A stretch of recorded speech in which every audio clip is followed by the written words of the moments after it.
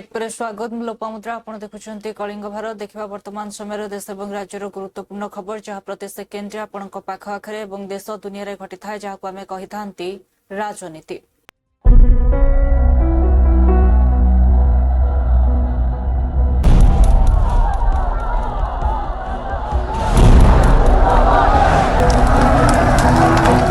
राजनीति जेउठी गोटे ही सत्य जितिबा जेकोसी मूल्य रे।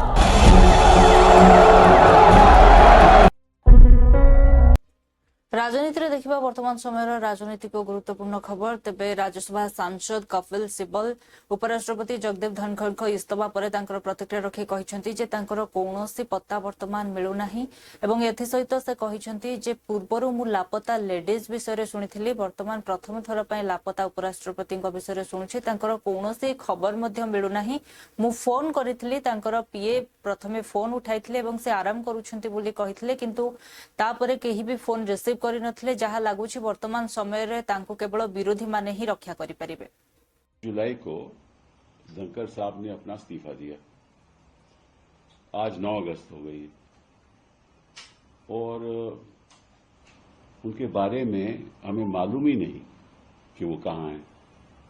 अब लापता लेडीज का तो मुझे पता था, तो लापता उपराष्ट्रपति का ये तो पहली बार सुना। अभी हमारे उपराष्ट्रपति थे और जिस तरह से उन्होंने सरकार की रक्षा की जब से वो उपराष्ट्रपति बने, अब लगता है कि विपक्ष को उनकी सुरक्षा करनी पड़ेगी। कहाँ हैं धनखड़ साहब? मैंने खुद पहले दिन उनको फोन किया था, उनके पीएस ने उठाया फोन, कहा कि वो आराम कर रहे हैं। उसके बाद कोई फोन उठाता ही नहीं है और मेरे कई राजनीति में राजनेता से मेरी बात हुई तो वो कहते हैं कि हम भी नहीं फोन मिला रहे। तो अब क्या करें? हेबियस कॉर्पस फाइल करें, क्या करें? और इस बात की जानकारी तो होम मिनिस्ट्री को होगी ना। तो अमित शाह जी को एक बयान देना चाहिए, पब्लिक बयान, कि कहाँ है, क्योंकि आपको मालूम है उनकी तबीयत भी ठीक नहीं थी। तो ऐसा तो नहीं कि कहीं वो इलाज करवा रहे हैं, कहाँ हैं। उनके कोई परिवार के लोगों ने भी नहीं कुछ कहा। तो इशू क्या है? ऐसी बातें तो हमने दूसरे देशों में सुना था कि पता नहीं चला। अब हिंदुस्तान तो एक लोकतंत्र देश है ना, तो इसकी जानकारी जनता को मिलनी चाहिए। मेरे उनके साथ इतने अच्छे व्यक्तिगत संबंध थे, मेरे साथ हम भी वकील भी इकट्ठे थे, हमने कई केसेस भी आर्ग्यू किए। तो मुझे तो फिक्र है। अब ऐसे मामले में मैं कहीं जाना भी नहीं चाहता, वो एफआईआर लिखवा दूं, किसी को बोलूं, ये भी नहीं अच्छा लगता। और उनकी तरफ से भी कोई सूचना नहीं है, ये भी अजीब बात है कि उनके दोस्त हैं, उनके कई परिवार के लोग होंगे, दोस्त होंगे, कोई चर्चा ही नहीं है। तो मैं आग्रह करूंगा गृह मंत्री जी से कि आप इतना तो बता दीजिए, आपके पास तो इतने साधन हैं और बांग्लादेशी को आप ढूंढ ढूंढ के वापस भेजते हो। ये तो हमारे उपराष्ट्रपति जी हैं, इनका तो आपको मालूम होगा कि कहाँ है। तो प्लीज एक बयान दे दीजिए और अगर ठीक ठाक है तो वो भी बता दीजिए। और अगर क्योंकि वो अगर जहां भी हैं, क्योंकि उनके अपने ऑफिशियल रेजिडेंस। भाजपा सांसद जगदीश शेट्टार कहिसेंती राहुल गांधी संवैधानिक संस्था एवं निर्वाचन आयोग उपरे जो भली भाबरे आरोप लगाइबार साहस देखौछंती तेबे निर्वाचन आयोग रे मध्य यार एफिडेविट दाखल करिबार साहस देखैबा उचित।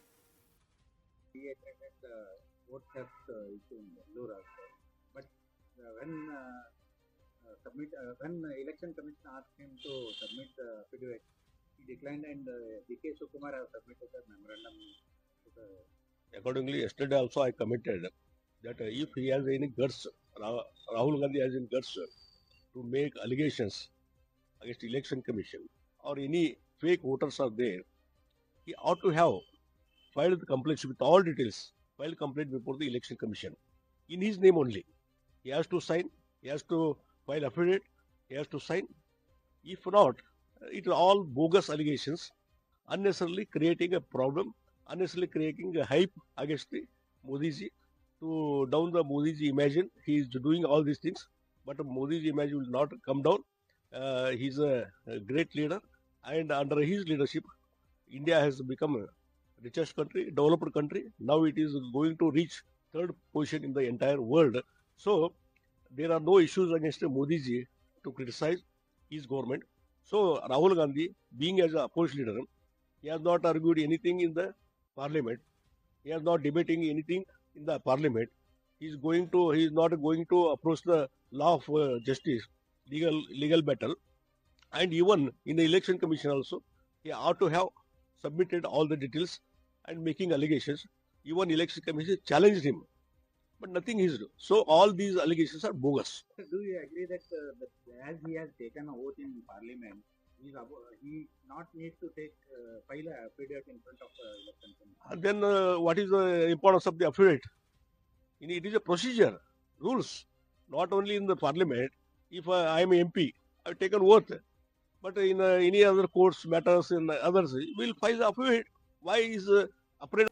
ଅନ୍ୟପଟେ କେନ୍ଦ୍ରମନ୍ତ୍ରୀ ପ୍ରହ୍ଲାଦ ଯୋଶୀ କହିଛନ୍ତି ଯେ ରାହୁଲ ଗାନ୍ଧୀ ଯେଉଁଭଳି ଭାବରେ ବିନା କୌଣସି ଆଧାରରେ ନିର୍ବାଚନ ଆୟୋଗ ଉପରେ ବାରମ୍ବାର ବିଭିନ୍ନ ଅଭିଯୋଗ ଆଣୁଛନ୍ତି, ତେବେ ଦେଶରେ କାନୁନ ବ୍ୟବସ୍ଥା ଅଛି, ଅଦାଲତ ଅଛି। ତେବେ ରାହୁଲ ଗାନ୍ଧୀଙ୍କର ଏଭଳି ଆରୋପ ଲଗାଇବା ତାଙ୍କର ହୀନ ମାନସିକତାକୁ ଦର୍ଶାଉଛି। His allegation, vote fraud charge.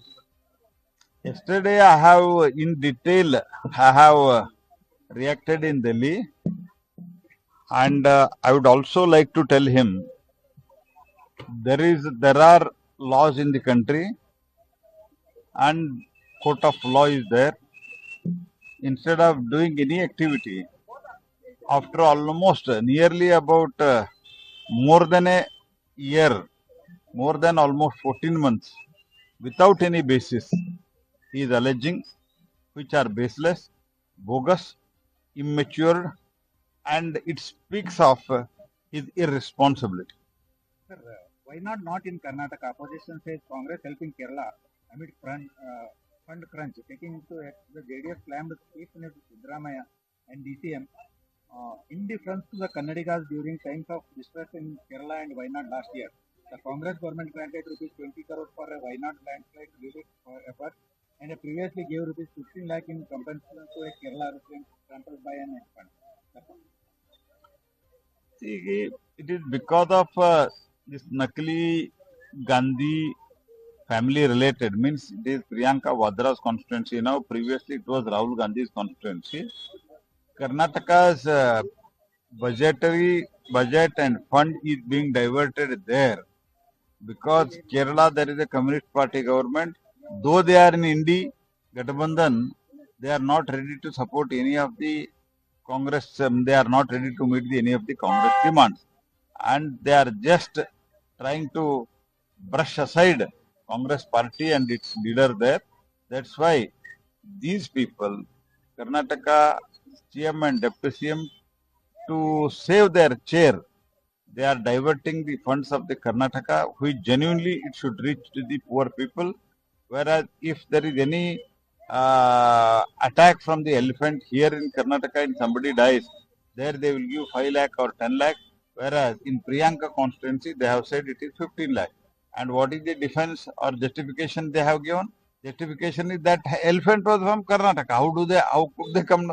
This type of foolish argument, they are always famous in giving such type of explanation and justification. And Karnataka people now, they are repenting for voting for the Congress Party. Sir, the reservation, internal reservation, Congress is going to take a decision on internal reservation for SC. They will never take, this government on any issue, they will never take decision.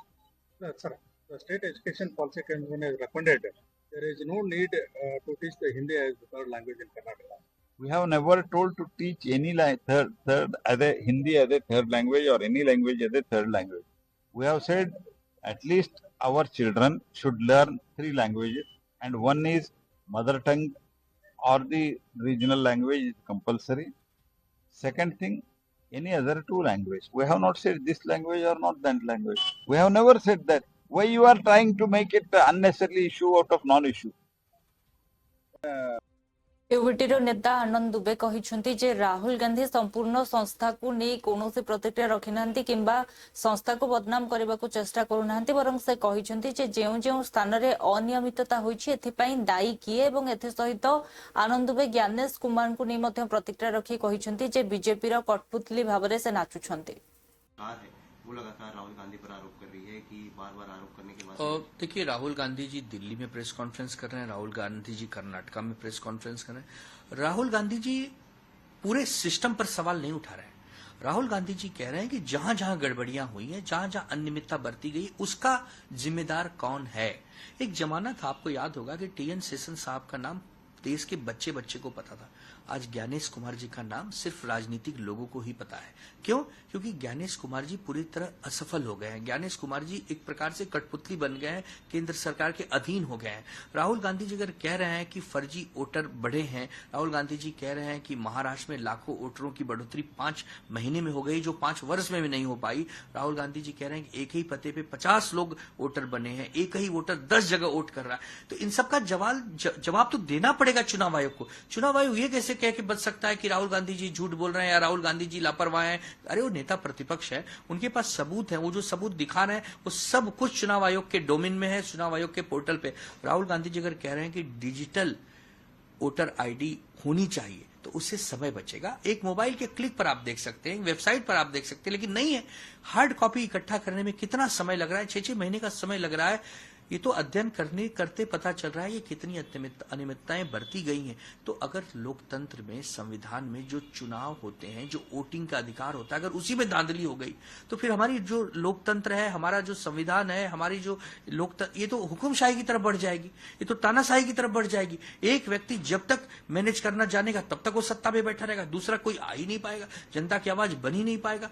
जिस प्रकार आज लूटपाट much रही है, जिस प्रकार भ्रष्टाचार है, जिस प्रकार प्रधानमंत्री जी कहते थे कि दाऊद के लोग, ये लोग, वो लोग, 70,000 करोड़ के घोटाले लोग, आज सब तो सरकार में है। ईडी सीबीआई का दुरुपयोग करके सब तो वॉशिंग पाउडर में धो धा के एकदम नए हो गए। तो यही राहुल गांधी जी कह रहे हैं कि चुनाव आयोग से सवाल पूछना हमारा अधिकार है, जिम्मेदारी है, हम पूछते रहेंगे। आपको लगता है कि हम गलत हैं तो आप मानहानि का दावा करें, आप कोर्ट में मामले को ले जाएं, लेकिन हम सवाल पूछना बंद क्यों करें। वो लगातार राहुल गांधी पर आरोप कर रही है कि बार बार आरोप करने के बाद देखिए, भाजपा नेता मुख्तार अब्बास नकवी राहुल गांधी बयान को नहीं कहते जे देशर कौन भोट चोरी होई नहीं बरं राहुल गांधी अकल चोरी हो जाइए। जितेबाला जड़े निजर विवेक हरई दिए सेतेबाला एभली बयानबाजी आरंभ होता है। देखिए, वोट चोरी नहीं हुई है बल्कि इनकी बुद्धि चोरी हो गई है। और अगर किसी की सद्बुद्धि चोरी हो जाए तो इसी तरह के उनके बयान सुनाई पड़ेंगे। अब इनका ये हिट एंड रन का जो खेल है वो बहुत पुराना हो गया है, वो एक्सपोज भी हो चुका है। आप जो है वो सारे के सारे देश की संवैधानिक व्यवस्थाओं को, संवैधानिक संस्थाओं को अपने हाथ में संविधान लेकर के उनके प्रति जो है वो अविश्वास का माहौल पैदा करने की कोशिश करेंगे, भय का माहौल पैदा करने की कोशिश करेंगे, भ्रम का माहौल पैदा करने की कोशिश करेंगे। तो ये कब तक आप कर पाएंगे? अब ये हिट एंड रन का खेल बंद होना चाहिए। आप जो है वो पिछले लगभग 10 सालों के अंदर आप देख लें, कोई ऐसा समय नहीं है जिसमें कि इन्होंने जो है वो देश के अंदर जो है वो अविश्वास का माहौल पैदा करने की सनक न की हो, साजिशें न की हो। और अब फिर लग गए कि साहब वोट चोरी हो गया। अब जिसकी बुद्धि चोरी हो गई हो, जिसकी सद्बुद्धि जो है वो चरने चली गई हो, तो वो इसी तरह की बातें करेंगे। क्योंकि ये जो इस तरह के ये सामंती सुल्तान हैं, इनकी समस्या ये है कि ये जैसे जल बिन मछली होती है ना, उसी तरह से ये सत्ता के बिना जो है वो तड़प रहे हैं, सत्ता के बिना मचल रहे हैं। और बिना सत्ता के जो है वो इनकी सनक जो है वो पराकाष्ठा पर चली गई है। और इसीलिए जो है वो इस तरह की चीज़ें करने में लगे हुए हैं। देखिए, वोट चोरी नहीं हुई है बल्कि इनकी बुद्धि चोरी हो गई है। और अगर किसी की सद्बुद्धि चोरी हो जाए तो इसी तरह के कर्णाटक मंत्री एचके पाटिल कहिसेंति जे राहुल गांधी जो कथा कहिसेंति जे भोट चोरीर कथा यह केवल चोरी नुहे बरं डकैती कारण लक्ष लक्ष भोट जो भाव में चोरी होइछि यहा पर इलेक्शन कमिशनर नजर देवा आवश्यक किंतु यहा परिवर्ते राहुल गांधी को एफिडेविट दाखल करबा पई कहा जाउछि। Rahulji came to Bangalore yesterday, addressed a very big rally in which he made it very clear to people of Karnataka and to all concerned that the theft has taken place. It is not just a theft, it is a dacoity. More than 1,250,000 votes have been stolen. And it is the election commission who should take note of it. Instead of that, they are telling Rahul Gandhi, the leader of opposition, should submit the complaint by an affidavit on oath. I am just surprised by the stand taken by election commission. Rahul Gandhi is the leader of opposition. The post of leader of opposition is a statutory position. Is it not the duty of election commission to take so moto complaint by itself? Rahul ji has given all the documents. Those documents, those explanations are videoed, audiographed, recorded, and he has released papers also. He has given even including the page number of a voter list. Do you need an affidavit, a complaint? Can you not take it so moto? What is election commission doing? It is your duty bound to the country to immediately take note of these serious allegations and immediately keep your step forward to protect the democracy. Otherwise, people will lose their belief, their confidence, their trust in democratic working, particularly sanctity of elections. Regarding reservation, the issue has been raised again. So what decision is going to take up the Karnataka government? As regards internal reservation of scheduled castes are concerned, as we all know, the government appointed the Nag Mohan Das committee, and Nag Mohan Das committee has submitted its report. The cabinet has received the report yesterday, and we are going to discuss that report on 16th in a special cabinet meeting which is going to be held in Bangalore on 16th. And once we discuss, we will take the decision on that day. Rahulji came to Bangalore yesterday. भाजपार राष्ट्रीय प्रवक्ता CR Keshavan कहिसेंति जे भारत छड़ा आंदोलन को 83 वर्ष पूर्ण होइछि तबे एहा हेउछि सठिक अवसर एही अवसर रे राहुल गांधी भारतर संवैधानिक संस्था उपरे जे भली भाबरे देशवासी को मिछो कहउछंती भुआ बुलाउछंती तबे एही कार्य एबेठारु बंद करि देबा आवश्यक। On the 83rd anniversary of the Quit India movement, it's high time Rahul Gandhi quits bluffing, and it's high time Rahul Gandhi quits lying to our nation and our people.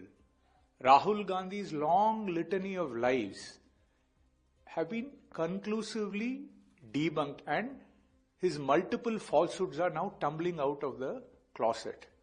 Is this the reason why Rahul Gandhi, who had declared that he will march to the Karnataka State Election Commission, instead avoided and skipped going there and rushed back to Delhi?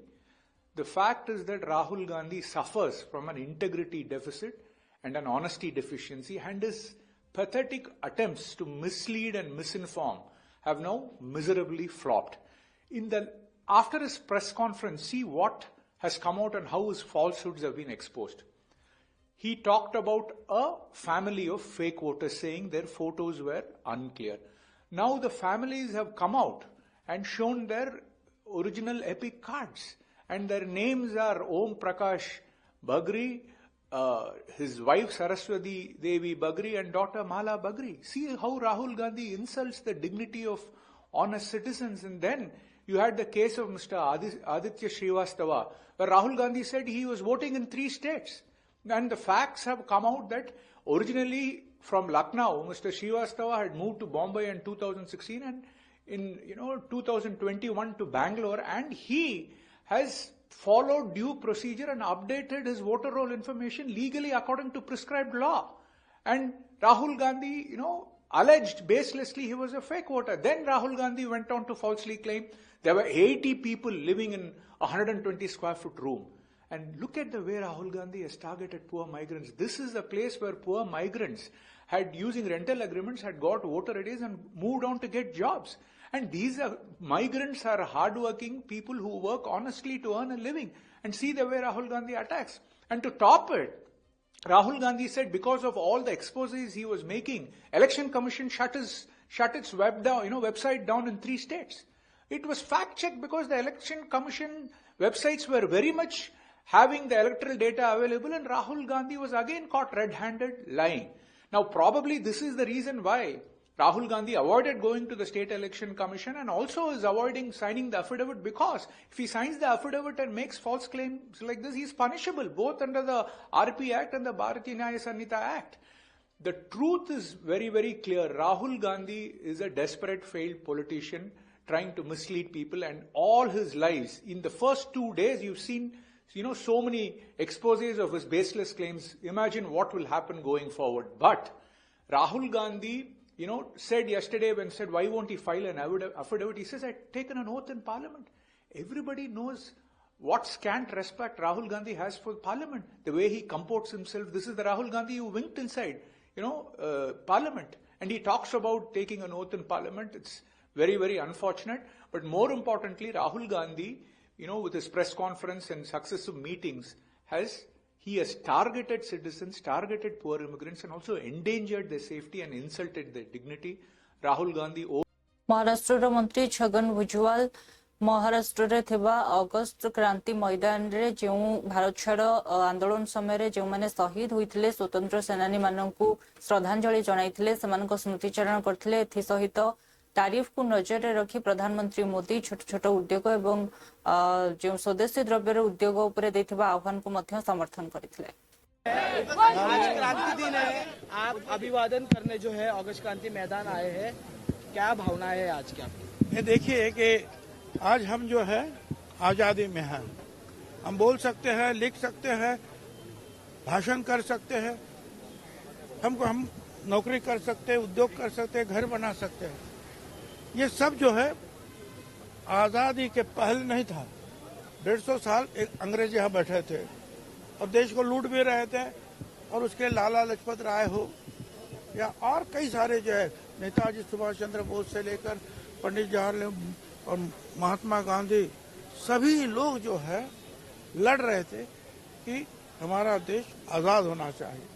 8 अगस्त 1942 में महात्मा गांधी, वल्लभ भाई पटेल, राजेंद्र प्रसाद, पंडित जवाहरलाल नेहरू सारे जो है इकट्ठा हुए यहीं और कहा कि भाई कल यहाँ पब्लिक मीटिंग होगी और उसमें क्विट इंडिया, छोड़ो भारत, अंग्रेजी जो है ब्रिटिश छोड़ो भारत, ये हम नारा देंगे और हमारा आंदोलन आगे बढ़ाएंगे। उसी रात को 8 और 9 के रात के बीच में जो है महात्मा गांधी से लेकर जितने भी कांग्रेस के लीडर थे सबको जो है ब्रिटिश सरकार ने अरेस्ट कर दिया। 9 अगस्त को जो है यहाँ पूरी जो है पुलिस लगाई गई थी। उसके बावजूद उस समय हमारी जो बहन अरुणा असफ अली वो आजादी का झंडा लेकर घुस गई और यहाँ उसने वो झंडा फहराया, और उसके बाद में जो है पूरे देश भर में जो है आजादी का नारा जो है महात्मा गांधी का गूंज उठा। और इसका जो है अंत ये हुआ कि 15 अगस्त 1947 को ब्रिटिश को यहाँ से जाना पड़ा।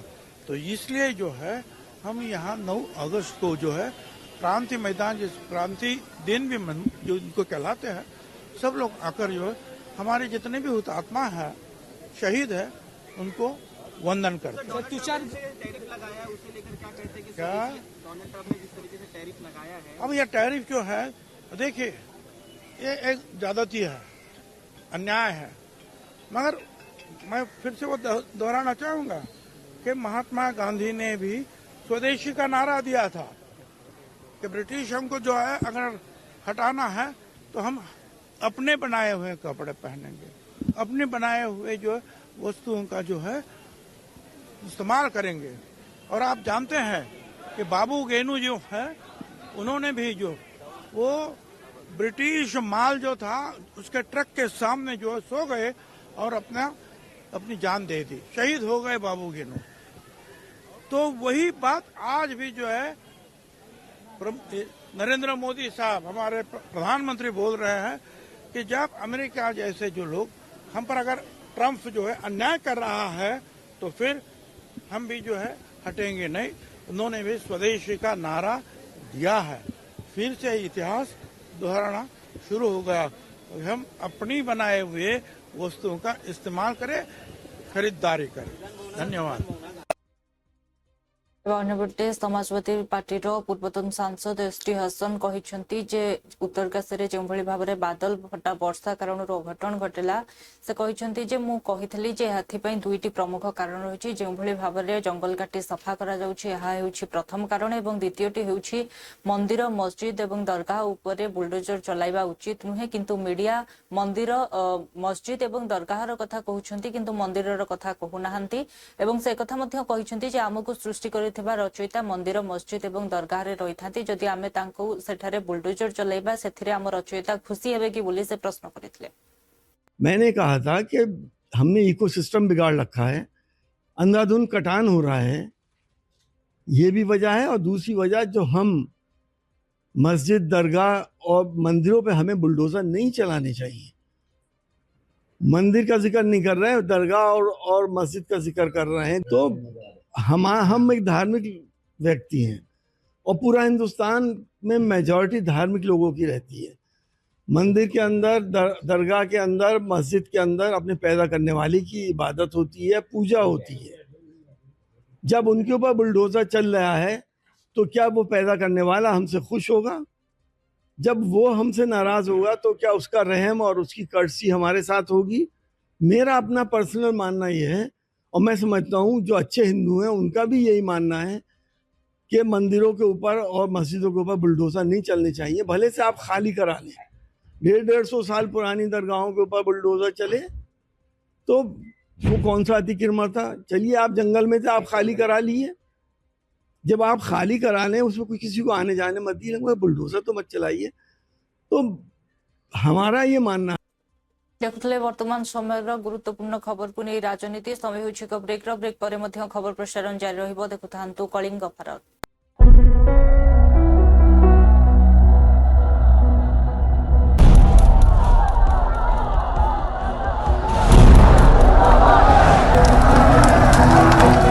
राजनीति जेउठी गोटे ही सत्य जितिबा जे कोनोसी मूल्य रे।